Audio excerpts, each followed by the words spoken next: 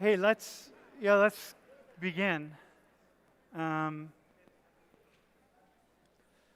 so, before as we get started, I want to make a couple of announcements just to make sure that we're all on the same page. So, first off, yo, bro. Yeah. Hey, man. So masking.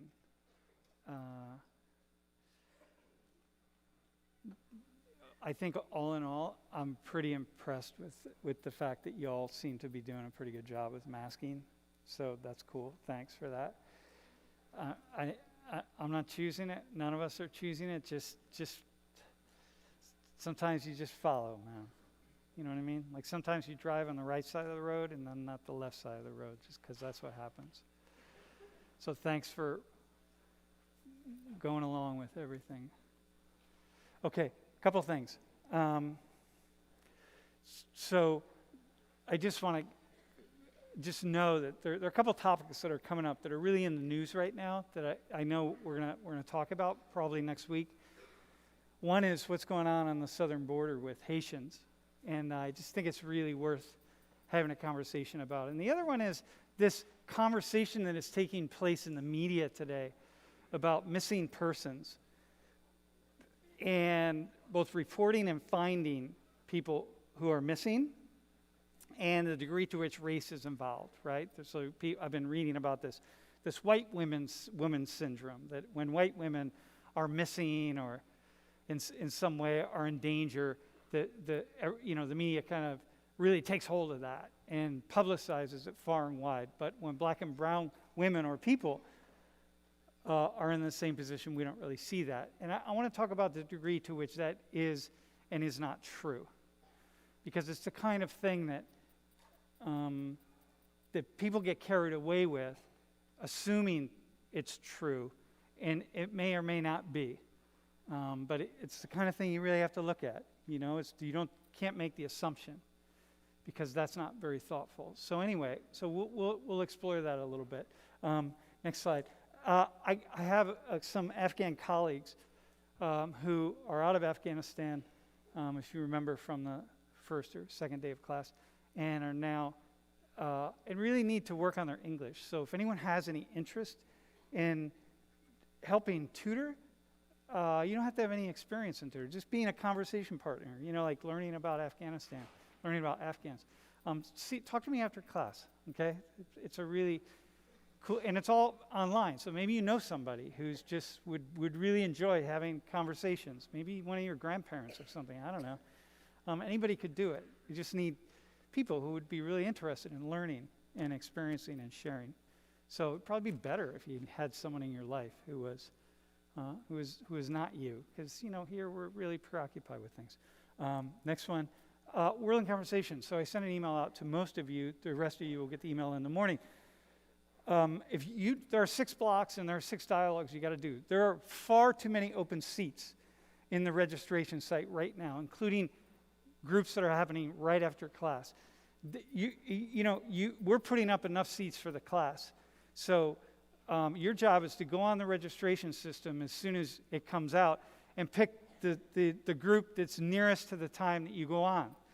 Like, don't pick one that's far away. Because, like, for example, if we don't fill these seats tonight, that'll be like 18 seats that go missing. We can't recoup those. That means 18 people won't be in a dialogue. And that means 18 people won't get their credits for World in Conversation.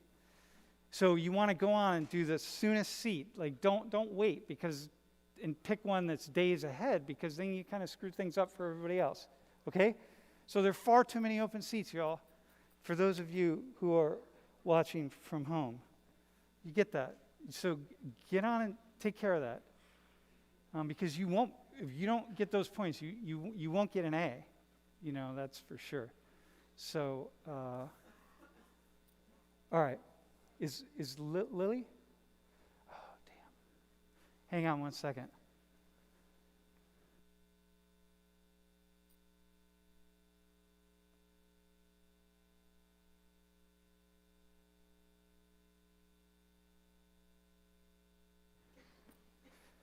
All right, we'll do the backpack in a hot minute. You can pass by that. Okay, so we'll do the top hat in a few minutes, man. We're not ready for it yet. Okay, so today's class, I'm just calling it the Arabs, because why not? The Arabs, you know what I mean? The Arabs. So it's a cool name. Is that a cool name, bro? The Arabs, right? Like, fucking, hey, the Arabs. Like, what do you know about the Arabs? Bro, what do you know about Arabs? Anything? Couple things, probably? All right. You know how to spell it, right? You know what I mean? So, these, not all, most Arabs speak Arabic, not all, though. So here's, it just seems like there's a lot to talk about with regard to Arab culture. And, you know, Arabs, people, you know, there are 20 or 22 countries that are identified as part of the Arab global community. And it seems to me that, first off, Arab culture to me is just so really fascinating, man. So I've been really interested in Arab culture. My mentor, when I was in graduate school, was a scholar from the Middle East, and he was from Lebanon.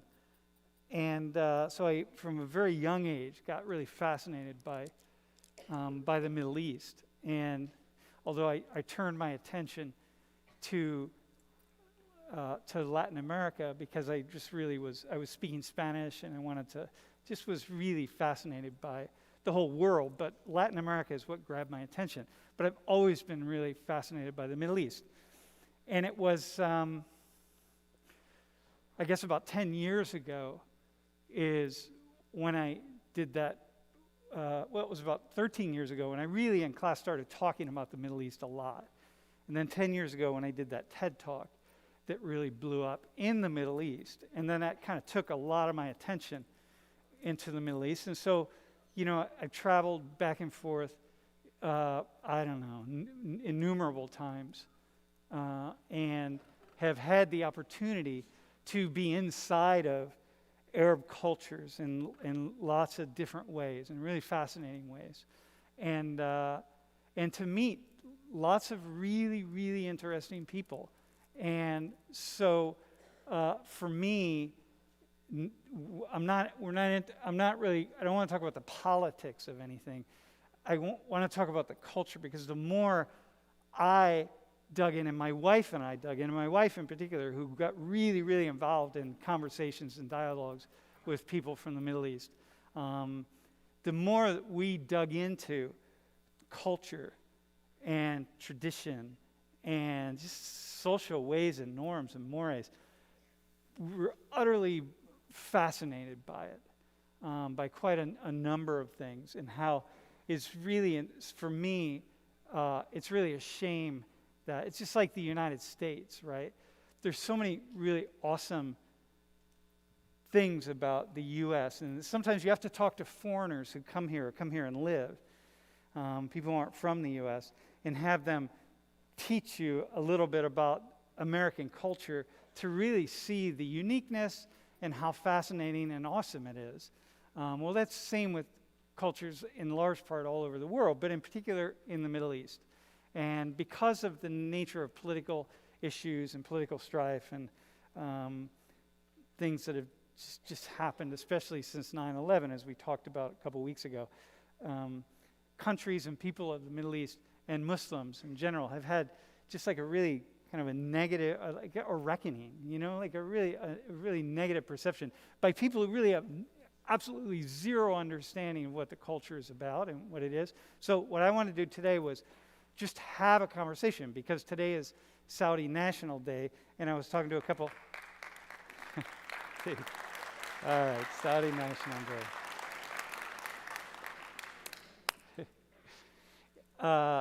And so it just like kicked in my mind, like, hey, let's just do it today. Like, why not, right? Let's just talk about Arab cultures, all right? So So we're going to have, there are a few people who are going to come up. So why don't you come up and, yeah, wait, what is it?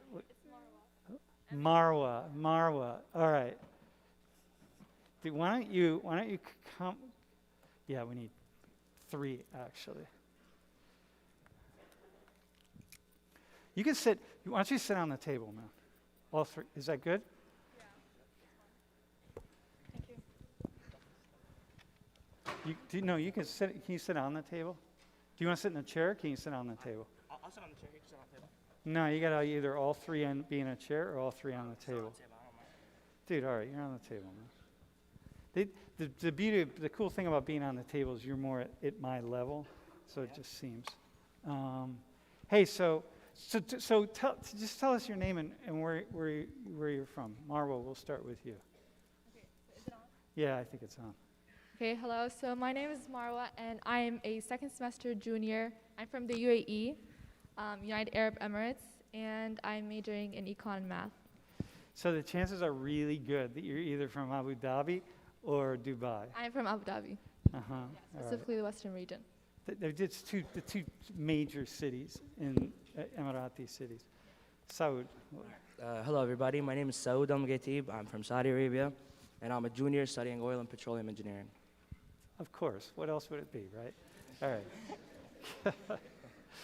Dude, so Saud, House of Saud. Can you explain House of Saud and like? So basically, House of Saud is the ruling royal family in Saudi Arabia that has been ruling the country for more than 300 years. Uh-huh. Yeah. And your first name is Saud. My name is Saud. Is that common, or is that? It's kind of. Hold the mic close. It's kind of a common name, yes, but not as common as like Muhammad or Ahmed or Faisal, for example. Yeah, got you. Those are like pretty like common names. Dude, I mean, like if you meet someone who's Arab, a guy, and you don't know his name, just call him Muhammad. You got a 25% chance of getting it right. And speaking of that, Muhammad. I'm Mohammed Badghesh. I'm a junior studying petroleum engineering. I'm from Dhahran, Saudi Arabia. Where are you from? Dhahran, Saudi Arabia. Uh-huh. And so you're studying petroleum also? Yes. Yeah. Okay, man. So here's a question, if you could. What do you guys do? What do you do for fun? Because you can't drink, right? I mean, at the international. Can you? Even at international hotels in Saudi, can you drink? Do they have alcohol? Well, No. Well, hold the mic. no, I don't think so. But I'm we not do a lot of equating. things Not for saying fun. you have to drink to have fun, but at Penn State you do. I mean, I know it is a pretty American thing to drink to have fun. Well, whether it's the Super Bowl, it's just a Sunday night or whatever. But we play something called balot in Saudi Arabia, which I'm really interested in. It's like, yeah, boys, it's like an Arabian card game where like 4 people play, and like it's like in a team of 2, and then the first team who to get 252 points wins, and it gets pretty competitive. Marwa, really do Emiratis play that? Maybe, I'm not aware. Yeah. Yeah, I'm just not the best player at anything, so that's why I don't participate in a lot of stuff. Okay. But going back to the question, I think it's pretty much similar to everyone else, just without the drinking part. Yeah, because Minus all the sin. Yeah, like what? Yeah, Like what? Give us that what too. do you do? What do y'all do? Because like So here or back yeah, home? go ahead. Here or back home. I mean, it's kind of similar. So I just hang out with my friends for the most part, Yeah. and Where do you go when you go out? And here, Well, wait, we hang on. So Okay. before we go, I wanna set this up, right? all right. So look, what I want to do is for people. Hang on, I'll get out of the way. So for people who just have no idea of no, you can focus on that. Who have no idea about like Arab cultures, right? Just like walk, because you're just like these cities in the middle of the desert. Like, what do y'all do out there, man? Like, so you hang out with your friends. Where do you hang out? So we hang out at home. We go like in cars, Starbucks. Well, that's fun. Yeah, Starbucks. That's about it. Malls. Yeah, malls. Yeah, and back home it's a lot of malls because like our malls are a lot better, first of all, and we have everything there. So like the cinema, the restaurants, everything is in the mall. Uh-huh. Muhammad, how about you, man? Help us Basically- see like what. Yeah, basically the same thing. So either cafe hopping or hanging out with friends in their house. What's cafe hopping? going from cafe to cafe, like Like bar hopping? yeah, But but like, same in thing. a more Muslim way. So it's bar Yeah. hopping without the alcohol? Yeah, minus so- all the alcohol in the girls. Without the alcohol or mixing sexes? No, I mean you can mix them, but like you can't. Wait, no, hang on. Hold the mic. Like you don't go out of your way to just go approach a woman and be like, hey, you know, like. Okay, hang on. We're That's going to not a get to that in a second. We're going to get to the dating scene in a second. But So- I can, but I do have an answer for your question. Yeah, go ahead. So I think I can speak for most Khaliji countries when I say that. Hold the mic. Khaliji countries, including Saudi Arabia and UAE, are pretty social countries. Like people are very social. We like to hang around at night. Like we have this thing called khema or milheg, which is some sort of like a big room that every house has, or like most houses have, where people basically just go there, they hang out. Cooking is really a love language in our country. We like to get together. We cook some lamb. So like, wait, so is that like the diwania? huh? The diwania? Diwania, exactly, yeah. Okay. I couldn't have Can said you it better. explain that more? Because this is really key. Because every house has a diwania. Yeah, a diwania is basically where most of the guys, like the men, hold their like they sit there, they socialize, they play card games. A lot of them, we sometimes play FIFA or 2K. Like it is a common thing back home. We sit there, we socialize, we talk about life, and we talk about work. And again, we really like to cook and stay up all night, and just listen to quality music like Muhammad Abdu and like a lot of really good artists out that we have in the Middle East. So yeah, we like to just hang out together. You know what I mean? So Marwa, Yeah. do you want? So can you say more about the diwania? Because this is actually a really big thing. So Yeah, so like usually the guys will have their own, and then the girls will just hang out like, inside the house. We do pretty much similar things, except we, sit around sometimes, talk about stuff and people, and then we cook too, uh-huh. and we play games, including Kiram. So yeah. Yeah. So the idea is that. So here, let me just say what I heard you say, what I heard the two of you say. When what I've experienced, Arab culture is a really, really social culture. Yes. Yes. People are talking all the time, Constantly. interacting. So that means you have to have a room in the house where it's like in the U.S., a lot of us have a living room, but Americans will often have a living room that nobody goes into. Yes. Right? It's like, how many of you in your houses, you have a living room that actually no one ever really uses, it just sits there? So Arab homes have a diwania that is used every single day. I mean, sometimes, right? For some families, right? It's just like, that's where you go and you gather for hours and hours on end talking. That's where we hang out. But I mean, it's not like we sit there all weekend long. Like he said, we do a lot of coffee shop hopping and stuff. We go out to eat, restaurants, watch a movie with some friends, grab some coffee, sit down. We play belot in coffee sometimes, which gets pretty hectic. Cause it is, like I said, it's like a pretty competitive game. So there's a lot of times and instances where people shout, they get angry. I know my boys right there, they get really angry and rowdy when they play. So they already know what I'm talking about. So what about can we go with the like here, alcohol is a lubricant for engagement, right? As you guys experience that here? Do y'all have you been to American parties here? Yes, we've been to America. So you see the alcohol is like We everywhere. don't necessarily participate in any sins, as we might like to call it, but yeah. Wait, necessarily participate? Is that because the cameras are on? No, that's honest to God, truth. So you mean then you don't participate? I don't participate in drinking and all the Okay, I things got that it. you're not supposed to be doing. So how is it then?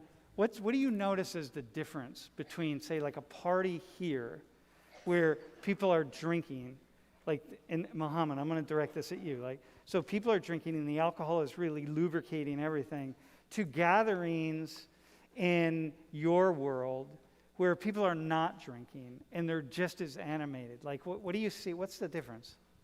I feel like the difference is when it comes to alcohol, usually bad emotions come out with it. So most of the the conversations that are being discussed are about, well, someone's sad, so when they drink alcohol, they start talking about their sadness or their emotions. But in Arab culture, it's not necessarily what happens. Maybe with a cup of coffee or tea, people discuss future plans or emotions or what have you. So it's just it can be just as animated. It's just more, you just don't have that I don't know, the in between or something of the alcohol. Can I add something? Yeah. Okay, do you know how okay, it's gonna be a weird analogy, but do you know how alcohol is a big thing right here?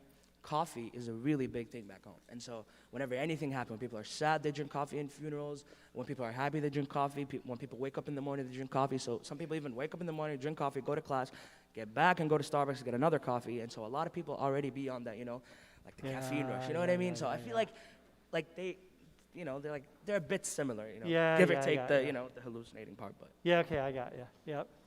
Hey, so can I show the class a couple photos? Yeah. Can you go to the next? So this is in Dubai, Yep. right? As you know, right? And this is also the Dubai Mall. I was there. So my first trip to Dubai, I was there for 48 hours. I flew in because I was working on a proposal with my partner. And we sat in a hotel room for 48 hours and we cranked out this 80-page proposal.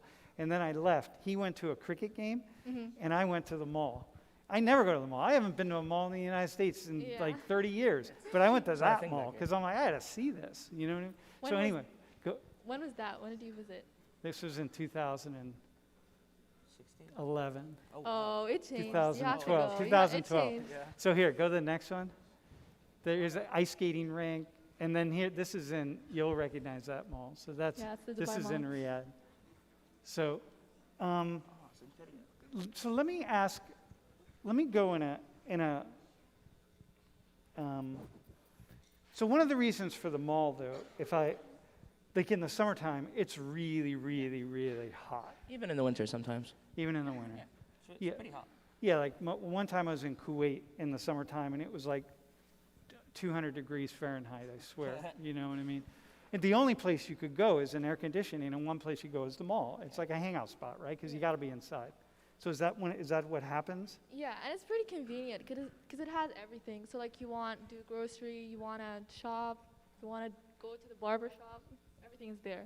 So like the one in Dubai has 1,200 Yeah. stores, Yeah, right? it's the biggest mall in the world. Yeah, yeah. Hey, so let me ask another.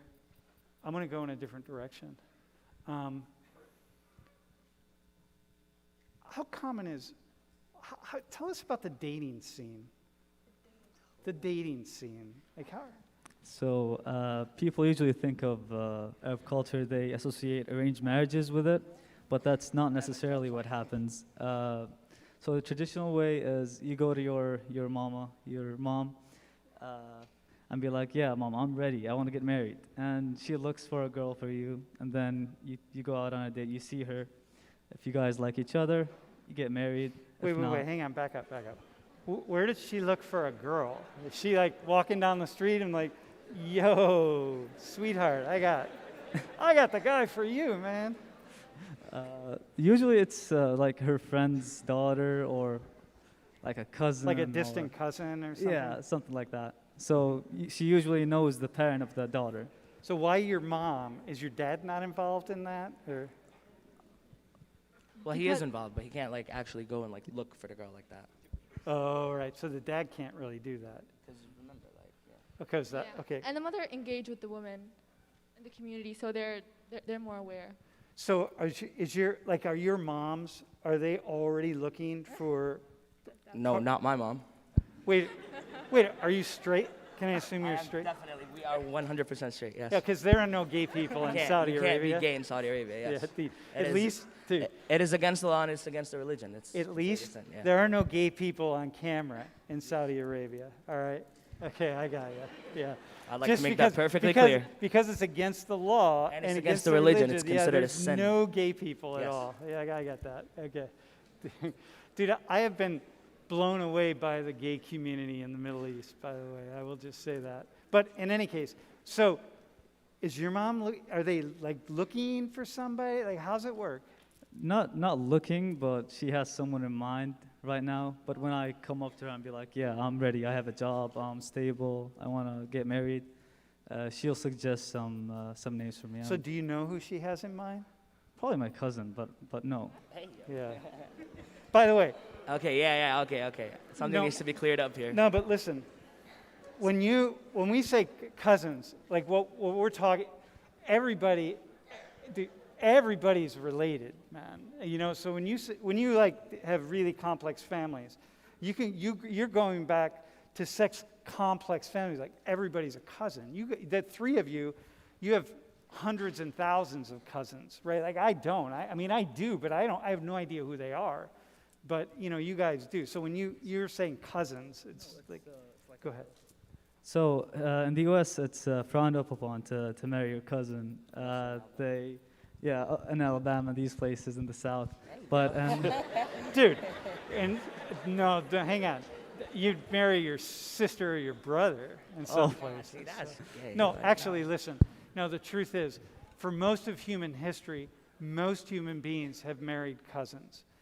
Like for most of human history, that's the common thing, right? Because you're operating in a very small social network, and you want to keep you want to marry people into your family who you know, and you're not marrying the person, you're marrying the families, right? That's the key, right? You're not marrying an individual. Like your mom is picking out a family to marry. Exactly. Go ahead. Yeah, so it's not just the girl; it's her parents, her family. Yeah. But yeah, so in the U.S. it's not okay, but for us it's okay. But everyone knows that because of genetics, your kids are gonna not have the best genetics. So no one does it now. No, yeah, it's like especially like first cousins, right? Yeah, it's not Yeah. as common as people think, right? Yeah. And it's not like people go out of their way to go marry their cousins. They're like, yes, I want her, she's mine. No, that's not how it works. Okay, so Marwa, what do girls do back in Abu Dhabi who are in college back there? Because like here, you're in college here, right? So you could go on a date in the way that Americans do, and nobody would know, right? I mean, you could do that. But what do they do back there when they want to? See like when your friends see a boy or a young man who they like, and they want to talk to him. Like, what happens? What's like? I mean, and let me just say this, because I've sat many times in cafes, and I watched two people on a date sitting at different parts of the cafe, just texting one another, right? And I'm like, these two, they're on a date, man. They're like talking to each other, and they're very clearly in a clandestine relationship, but they're at two different sides of the cafe. And I'm like, oh, this is really awesome, man. And I want to tell them, like, hey, but anyway, go ahead. Tell me what happens. So like, I would say it varies. You can find all types of dating scenes, but from what I know, like me personally and my friends, I mean, we don't do anything. We just wait, and I think it's the guy that should go look for us. I mean, that's what ends what up happens? happening. Like, It's the guy, it's the guy who will go there. or you the know. guy's mother. Yeah, I mean, yeah. But I mean, the money is not coming from the mother; it's coming from his pocket. He has to work to go and and establish a family. Well, at least Wait, that's how it is back home. It's Wait, not here. in other words, so there's not a really big dating scene. Like here at Penn State, there's a huge dating hookup scene. That's not Yeah, happening. that's not a thing. That's actually really against everything that the religion goes and stands for. To be honest, like no. So the hookup scene is not happening at all. It just Go ahead, Marwa. Yeah, so, I'm sorry. So yeah, as I've said, like, my surroundings, I haven't really seen any incidents where there's any dating or hookup scenes. But as I've said, it's very complex. Everyone there, everyone there is living their own kind of life. Yeah. So you can't really generalize because, especially with how everything now is westernized, a lot of people are normalizing that. So here, let me help what I see a little bit. In what I see in the U.S. and like here at Penn State and so on, like so much is sexualized at a really young age, right? Like it's just sexual. Everything is sexualized. People are talking about even commercials. commercials, You have to have everything. a woman that's like showing her breasts Dude, and whatever. It's weird. commercials, the way people approach one another, the way people dancing with one. There's no clubbing's not. No. It's not a thing. No. Clubbing's not a thing there, right? So like there's nowhere where you're going to meet somebody and have any kind of sexualized engagement. It just doesn't happen, right? So because it doesn't happen, I've always had this idea that because it's not being fed at you all 24/7, it's just not part of your reality in the way that it is here. Yes. Can you Elaborate on it. yeah, elaborate on that? Like, you know what I mean? Like here at Penn State, it's everything. Okay, so I personally think it's better that way. If you connect with someone, you're actually connecting on a mental and spiritual level rather than just sexual attraction. Because I think like that fades with time. So in other words, if you're not, when you're like 17, 18, up to 22, 23, whatever, if sexuality is not like driving you, like dating and hooking up and so on, which is such a part of this culture, it's just normalized here at a place like Penn State, then that's not really what's primary to your reality. It's other things. Do you want to add anything to that? Yeah, I think here, people get exposed to dating and all the like the dating scene here since like middle school or high school. But for us, it's whenever you feel like you're capable of, being with someone. So whether it's after college or later on in your life. So the Haligi students here, Haligi is golf students, right? Yeah. Okay? Yeah. I mean, you guys know that, Yeah, but they're Haligi is golf. golf students, right? So we're talking about Kuwait, Bahrain, Oman, Saudi Arabia, Saudi Arabia, Bahrain. Kuwait, Qatar. Qatar. Haligi students here, there's not some really complex dating scene happening among Haligi students, I whereas think it's inexistent. Like there's nothing. No. it doesn't even exist. No. Does it exist underground though? Like, do you I have mean, colleagues who are dating? Maybe and it's just underground. not I don't know. I couldn't tell you. Yeah, you wouldn't know, right? I wouldn't know. No. Yeah, you would say the same thing.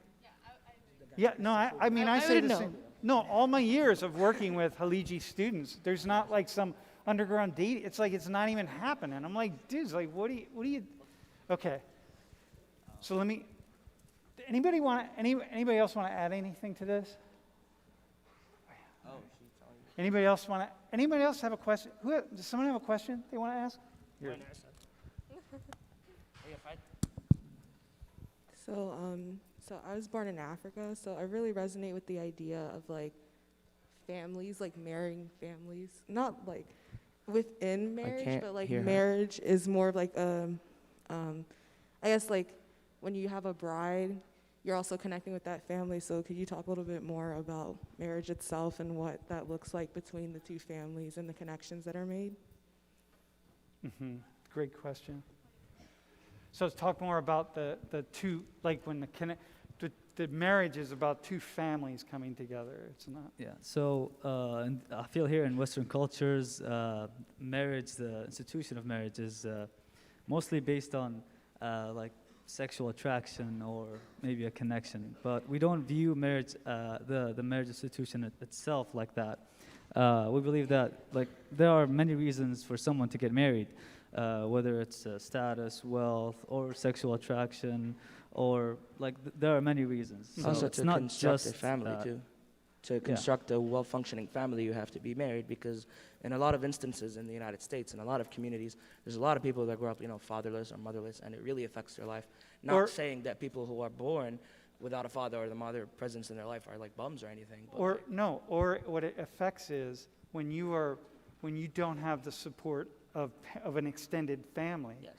Like I have colleagues here whose extended families live elsewhere. They move to State College. They're trying to raise kids without their parents around and aunts and uncles and grandparents. And it's just like there's no cohesive That's not what a family is. It feels like Yeah. an office. So for you all, the families, if you don't have support from your family to marry somebody, the whole foundation and this would be same with you, Will collapse, basically. would yeah. collapse, right?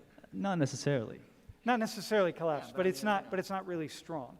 Not as strong as it would Yeah. be. So what's going on right now? The divorce rates are really skyrocketing throughout the Arab cultures, right? I mean, right now, and I think it's highest in Kuwait. Maybe it's Jordan. Jordan's like 62% of all current marriages are ending within like 4 years. Same in Kuwait. Like, it's not as high as in Saudi or in the Emirates, but like, what's going on that so many marriages are falling apart in the first 4 years, whereas that wasn't true in the past? So, I mean, the marriages all across the world are, Yeah. the divorce rates are going up all across the world. But for us, I think at least that's an explanation that people came up with, is that in the countries where the dating scene is present, you find divorce rates, higher than normal. So, but what explains that happening in Arab cultures, right? Because it's also Yeah, going on in Saudi Arabia. Most of the Middle East is getting westernized, so Okay.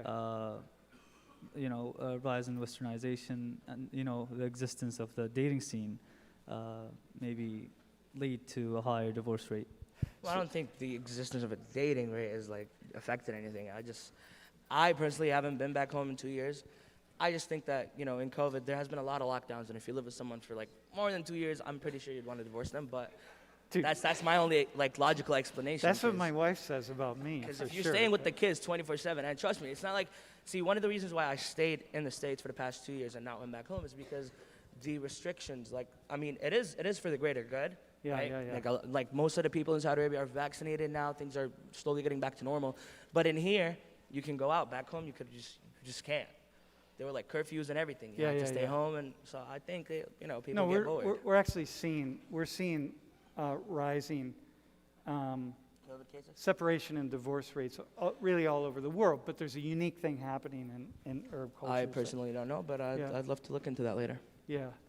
All right, man. So let me. Yeah, 60%. Not in every culture. Like I say, in Jordan and Kuwait and so on. So. What's Yeah, that? Jordan and Jordan and a couple of countries are not from the GCC. Yeah, yeah. These are Yeah, really yeah, just yeah. like 6 countries. Yeah. So listen. Okay. Lowest. I think that's good. Yeah, I think it's cool. I think what I hear is that there's what I'm hearing from you is that family is key. Extended family in particular is really, really It's a important. major key. Yeah, basically the whole tribe. The whole tribe. Yeah. Like, so everything you do, you are representing your whole family. That is correct. Yes. So then it becomes like it's like really integrity Yeah. is really, really important. It is an important thing. That's why you have to maintain a certain look. You have to present yourself a certain way, because you don't want your family to look bad and people behind you to look bad. Because as a man and as a woman, you hold up the name of your father and whoever came before him. So you're not trying to ruin that with Yeah. Okay, so childish everything things that is you do. so like here in the West, we're often looking forward about what's my life going to be, what's my career going to be, how am I going to live for me and me and me, because it's all about me and my nuclear family. Whereas for you, it's like you start this way, looking backwards and saying, okay, where am I coming from? Who am I representing? Who am I a part of? And then you move Yeah. forward. It's like bringing all of them with you. Yeah, and you use the support of whoever came before you to move forward. I feel like it's better to progress that way, to see how people did before you, and you see the mistakes they committed, and try to avoid that and steer Yeah. clear from it. And so, in my opinion, I feel like this is really important for you to just move straight forward in life. Well, it's one way to do it. I wouldn't say it's better or worse, but Well, I will at least say, in our, in my but opinion. no, I got you. But I will say it works, right? works, yeah, it works. Yeah, I would say it works. Yeah. Do you have, Marwa, anything to add to that? With the way I just depicted that in the West versus. Yeah, so like our culture is very family oriented. So everything you're not on your own. So everything you do, you have to consider the people that you left behind, and these same people are gonna support you if you're ever in debt, if you ever need help. And so is that true? Like you're here at Penn State. Are you always thinking about your family? I mean, in a positive way. Yeah. But you're thinking about them and what they're. Mm-hmm. I mean, I think about them. Yeah, I miss them. but Okay. All right. But I mean, like as you mentioned, Penn State, like me personally, and I feel like a lot of my brothers would agree with me. coming to Penn State, getting good grades, doing this, staying involved, makes you proud, and then makes your family proud, and then makes your country proud. So, at the end of the day, the main goal is to make your country and your family proud by, participating, getting as many. See, people would think that coming from another region, you'd have to like push your own narrative. That's not true. Yeah. You stick to your roots, right? Yeah. But you come to the States and you try to learn. Like, I got into American football, like just stuff. It's like the little stuff. You try to learn and adapt things from like new cultures. And then you go back home and take some of it. Some of it might be good and some of it might be bad. But at least it shows that you've evolved as a person. So, yeah, that's actually, here's a final point on that. I don't think there are any Americans. I mean, I studied, I've lived overseas and studied. I don't think I've ever thought about anything I did in another country or in another place that I thought about making my country or my family proud. Not maybe my family, but definitely not my country. Like, Yeah, we're told like before we leave the country to study abroad that we're the ambassadors of the country, Yes. Yeah. that we Yeah. represent the country. yeah. Like, go Okay. make us proud. All right, dude. All right, well, awesome, man. Well, thanks. I would say then you made them proud. صفقة All right. صفقة شباب صفقة سمعني Dude, thanks, man. Hey, so that's awesome, man. If you really you put your, it's just such a radically different approach. And by the way, this issue of like everything being well, hang on. Can we have our? Why not? Yeah, you can come back up. Actually, are you all ready? Yep. Fatima, Zainab, Hind. Yep. We're gonna go in a different direction here. Do you want to sit on the table, or do you want to? We're gonna start on. Is that good? Is that good? Yeah, you were already on. Okay. There you are. Here, move down just a little. Yeah.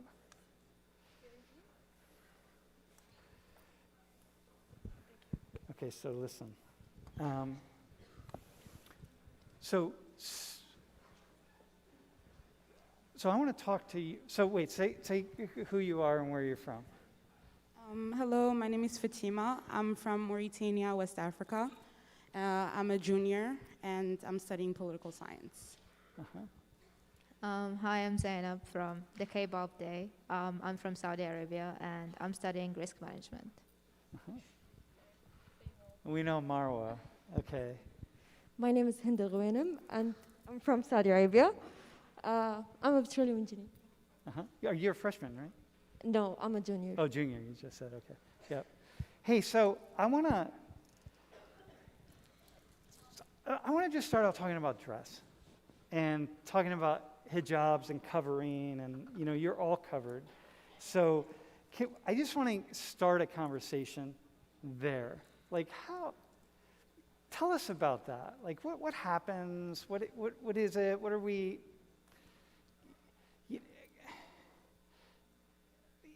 Hang on. I'm going to get us started on something, okay? So when my wife and I went to an Arab country for the first time, right? One of the very first things that she said, and she has long blonde hair and so on, right? One of the very first things that she said is like, oh, I feel like I can sink into myself here. Like people aren't looking at me, people aren't paying attention. Men aren't looking at me, men aren't paying attention to me. I'm not thinking about men looking at me or men paying attention to me. It's like there's this clear, like almost demarcation that I don't feel objectified in some way, right?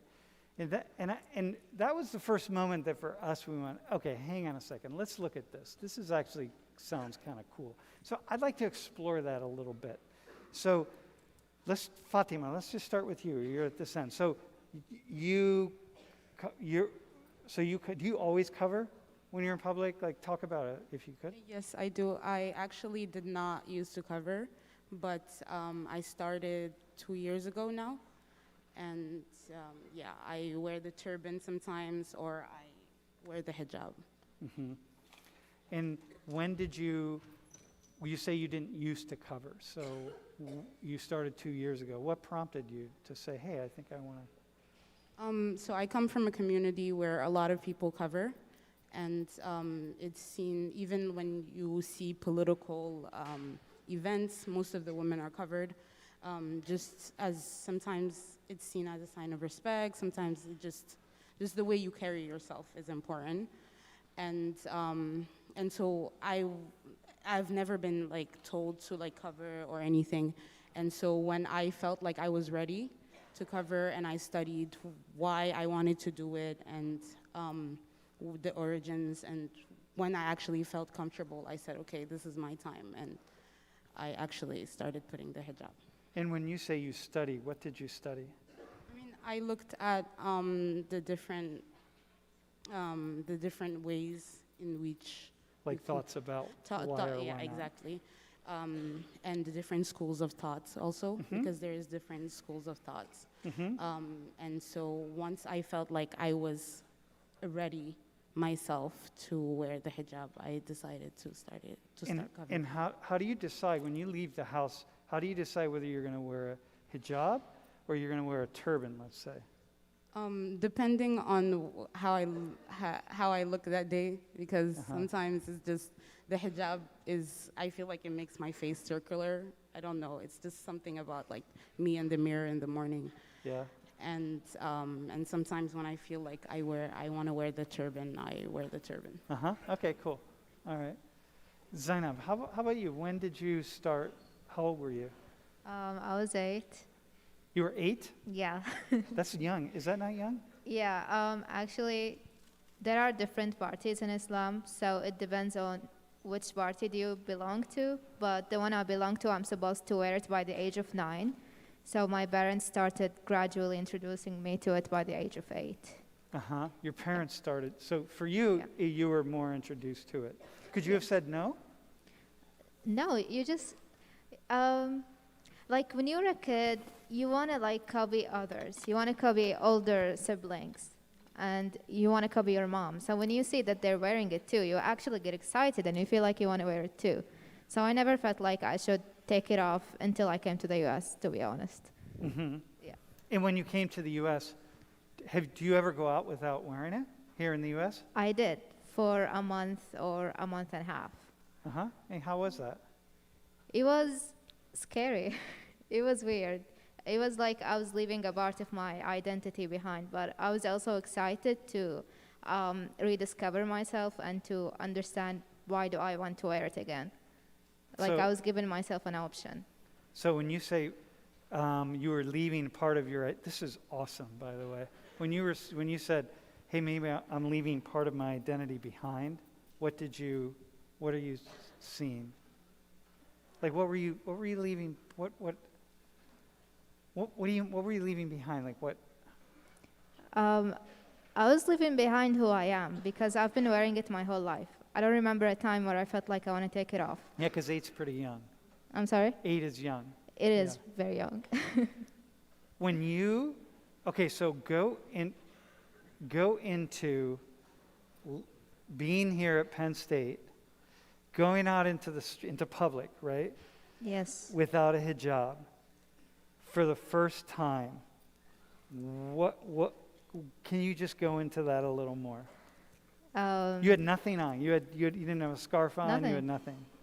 Okay, can you say more about that? What was that? Can you specify your question so I can? Yeah, so you correctly? leave the house or you leave your apartment or your dorm or whatever without a hijab for the first time, and you're here at Penn State. Yeah. Tell us more about what you were feeling in that moment. I was going through some stuff, so to me that felt freeing. I felt like I can feel the wind on my neck and on my hair, so I felt great. But eventually I started feeling bad because I started to realize what I'm doing. That you were going against some tradition or something. It's not only about traditions, it's part of the religion. Yeah, so yeah, it's yeah, I like got I'm you. sinning. Okay, I got you. Yeah. Okay. Hey, okay, we're going to do this. We're going to hit pause really fast before we go to the next piece. Can you, Lily, can you just do the top hat really fast? We'll just deal with it later. Don't worry about it. Can you put the top hat up? Are you ready? Is it ready? It's on? All right,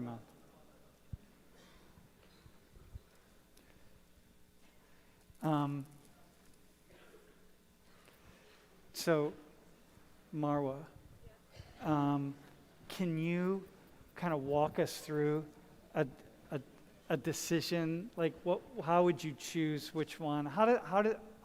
Why different ones? Like, how do you choose, or do you choose, or some are connected with different cultures? Can you explain it a little bit? So I think for the most part, it's who you're surrounded with. So if you grow up surrounded with women that, for example, wear the niqab, you're most likely gonna end up wearing that niqab. Again, it's all a choice, and The niqab is the second from the right. yeah. Yeah. So it's like if your mother and your aunts and your grandmother are wearing a certain thing, you're going to just follow them. But like the difference between the shela, the hijab, the chador, how do you wear all of them, or do you just wear one? So I only wear one, like what I'm wearing right now. And basically, shela is just another Arabic word for the scarf. Yeah, It just means the scarf. Yeah. The hijab can be used to describe also the scarf, but the literal interpretation is barrier. Uh-huh. And so how do you feel when you have it on? Like, how do you? I feel normal. Yeah. Like, yes. So, as Zainab said, since I was young, I used to always try to imitate my mother by wearing it, and sometimes I would like wear it to sleep, and then my mom would get mad at me because I can suffocate. And it's pretty similar to girls growing up wanting to put makeup. I grew up wanting to put makeup, wearing heels, Uh-huh. and the hijab was just another thing that I used to do. So can you connect it to this question that I hear a lot from people about modesty? Yeah. Can somebody say, Hind, maybe could you say something about modesty?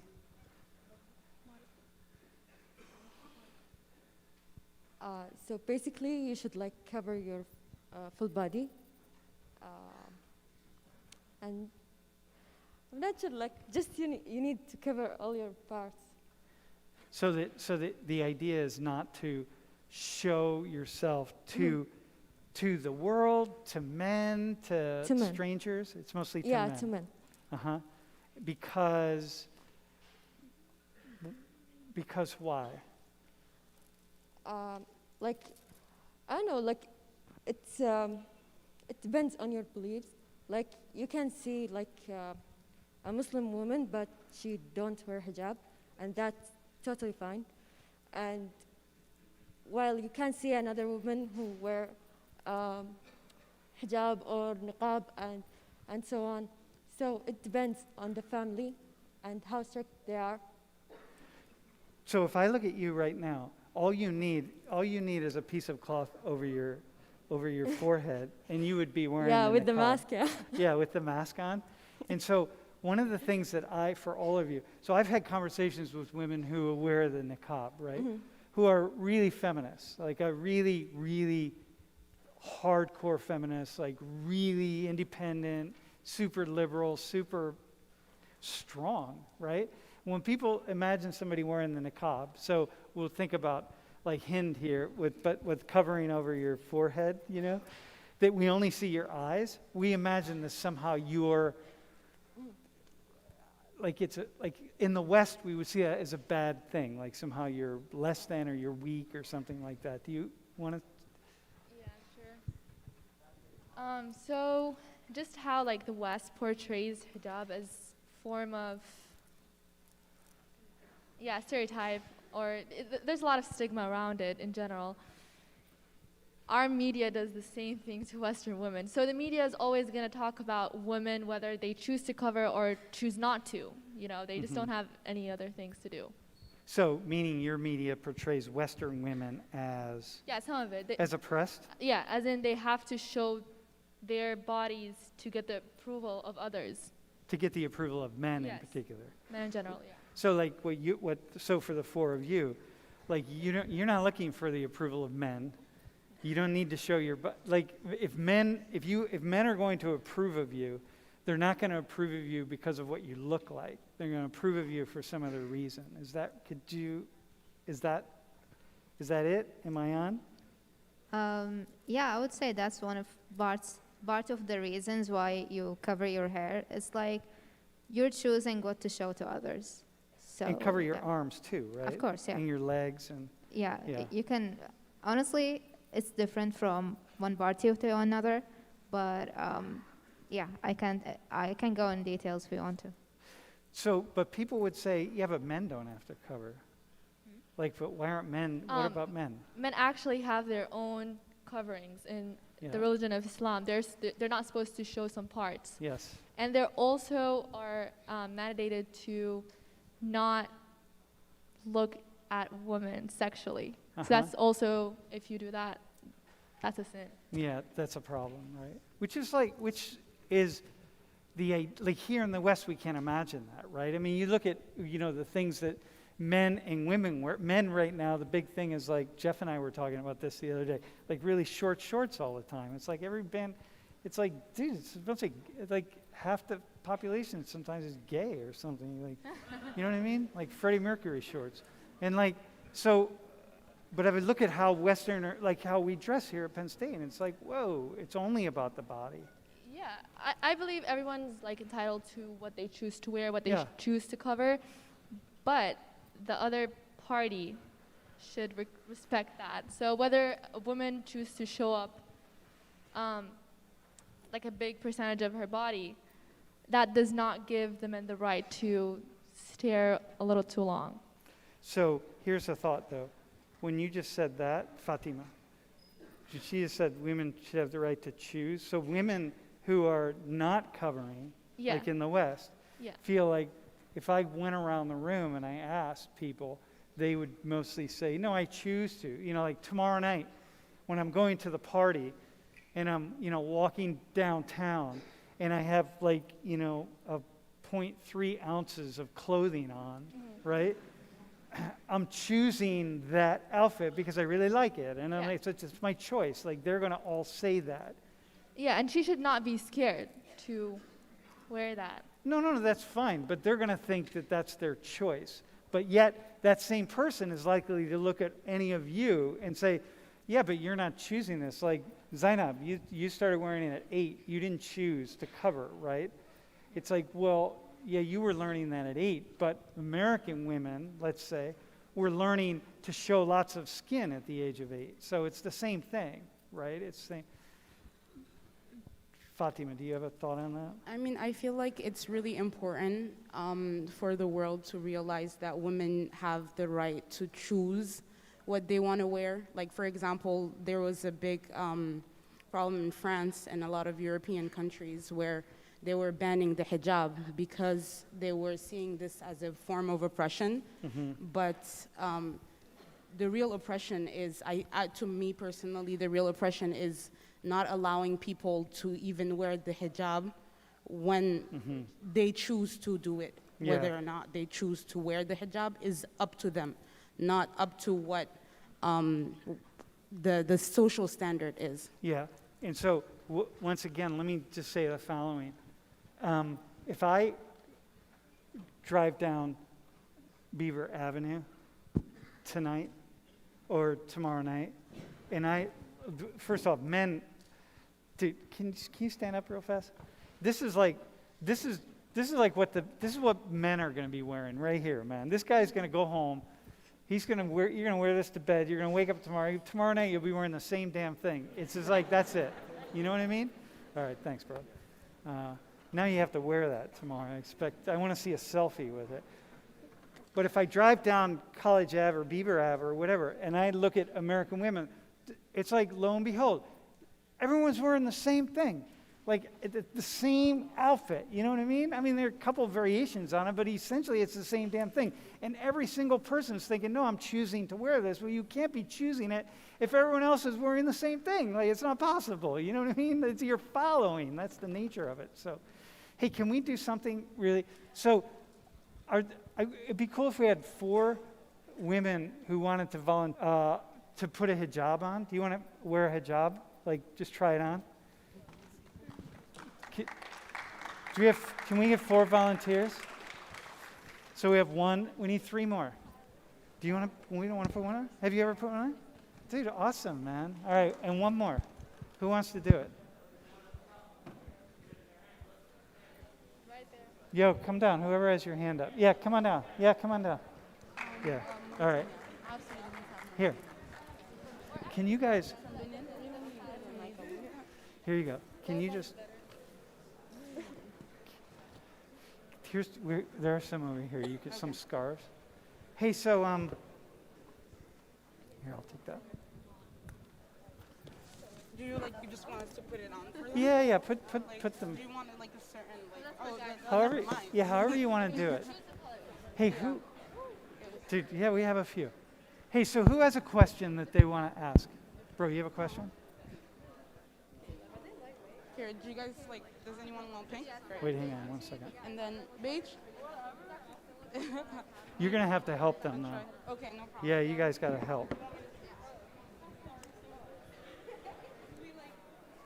Dude, what's your question? My question is, well, it was for them mostly. Go ahead, but ask me. And if then you, if someone compliments you on your physical appearance, is that a bad thing? Like if someone says that you're, because you are covering, if they say something about maybe your Dude, eyes or awesome your question, hair. man. Yo, are there any Muslim women who would answer that question who's up in class? When someone how do men compliment you on your physical appearance? Can they, and if they do, how is that? What do they say? What would somebody say that's out of line? Anybody want to respond? All right, listen, man.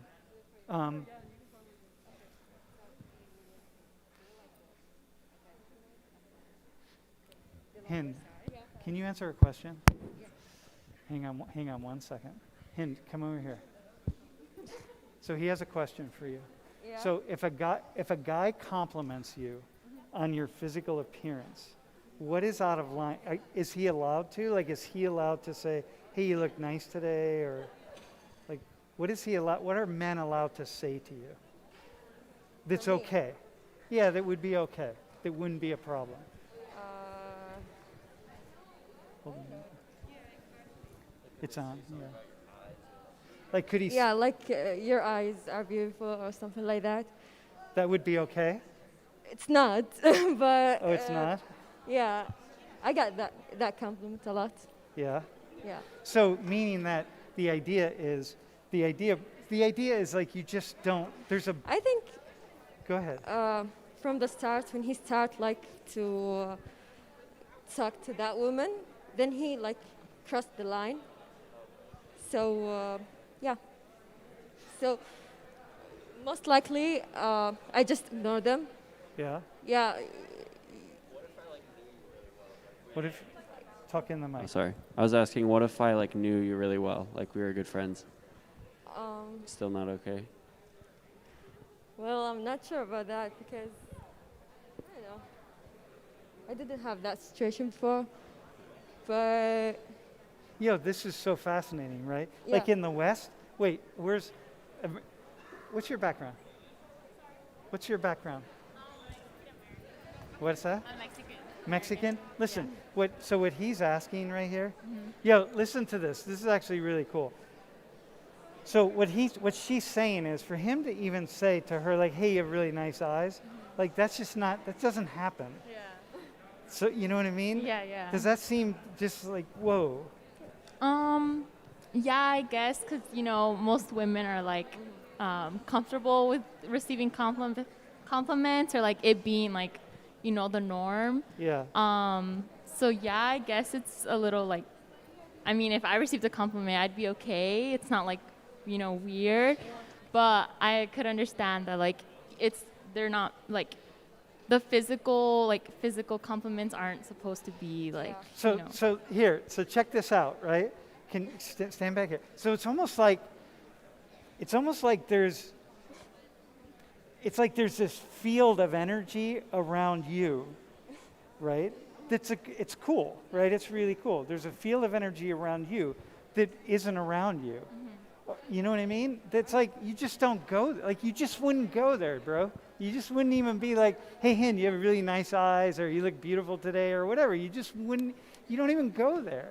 It's just her, right? And in the West, we're so used to the physical, right? Like physical bodies, everything. I only see your physical being.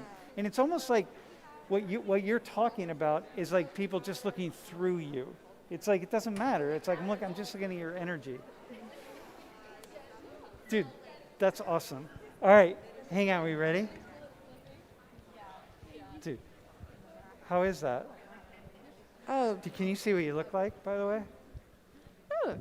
So we were talking about it. Like I said, I'm from West Africa too, and a lot of West African women, more culturally,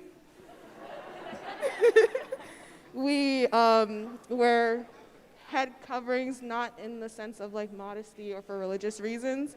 So I've worn things like that, but not really a hijab. So it doesn't feel that different from wearing things like that. Yeah. All right. How about,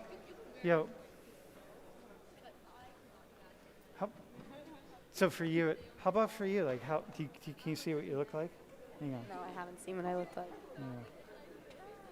Hang on, I'm going to show you. There you are right there. It's almost like having a hoodie on. I know, that's what I was thinking. How do you feel, though? How is it? I can't really feel anything other than under my chin. Yeah? Yeah, it feels It's like your comfortable. Yeah? Yeah. It's really light. Yeah.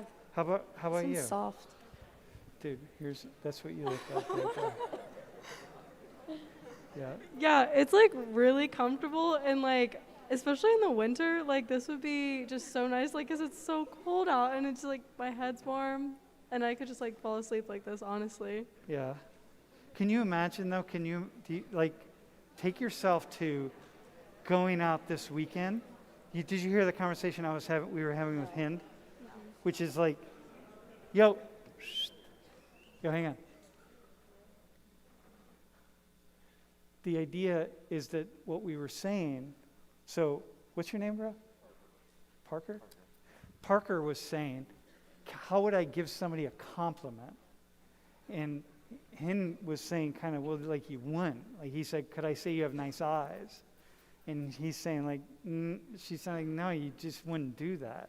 And it's almost like there's a force field around you whereby it's like, first off, in the Middle East, you're not going to walk down the street and a carload of dudes is not going to go by and say something at you. Like, that is never effing going to happen, ever, right? So you're not going to be in this district with lots of activity and young people and someone's going to make a comment about your body.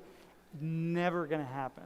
It's almost like there's this energy around you. So my question to you all is, like, how would that be knowing that you could walk downtown, so the Americans, like, come up to the front here for a second, right? That you could walk downtown and like you could not be thinking about some people yelling out the window at whatever. How is that? That would be really, really nice. I Yeah. personally hate being catcalled. I mean, I think all women do, but I really hate that attention, and it almost sounds like I almost don't believe you when you say that like the Middle East is like that, because I don't think that it's almost even possible. But it sounds really nice.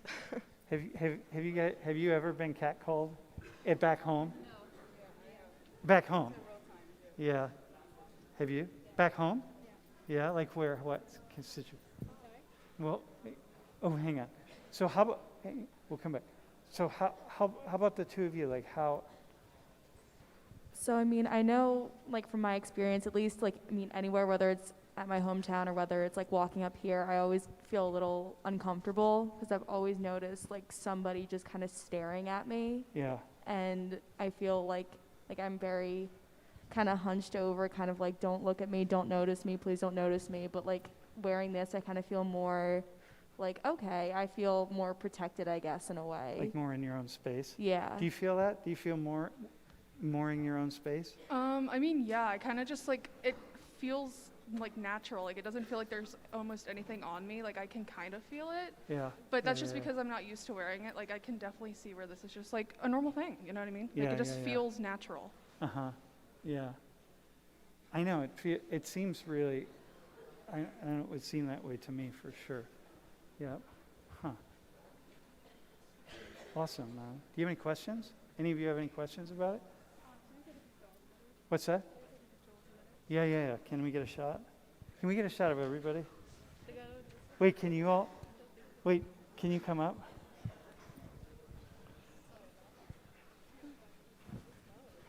Dude, awesome, man. Yeah. Dude, rocking and rolling. Hey, so listen, if somebody wrote, yeah, come here a sec. Mr. Saudi. So if someone wanted to be part of Saudi National Day celebration, could they go? Oh yeah, I think everybody's welcome to join us in the National Day festivities. When is it? It's actually going to be on Saturday. You gonna have food? Yeah, definitely. Catering. You already know. It's Yeah. government funded, so. Dude, yeah. Yeah. And Everybody's welcome to come. It's going to be actually after the Villanova game, so people could have time to come and celebrate. no alcohol. No alcohol. There's a Don't- lot of coffee, though. Don't come drunk. No. Lots of coffee. Well, they can do whatever they want. It's just, like, there won't be any bottle services at the fucking place, you know what I mean? But, How would they go? What do they got to do? well, we're going to be in downtown, like, just, with a bunch of cars, you're going to hear, like, very loud music and everybody with their flags. It's going to be really fun, yeah. Look for the Saudi flags. Look for the Saudi flags, yeah. All right, man. All right, cool. All right, thanks. Hey, Lily, are we ready? All right, thanks to everybody. Thank you, man. Yeah. Thanks, man.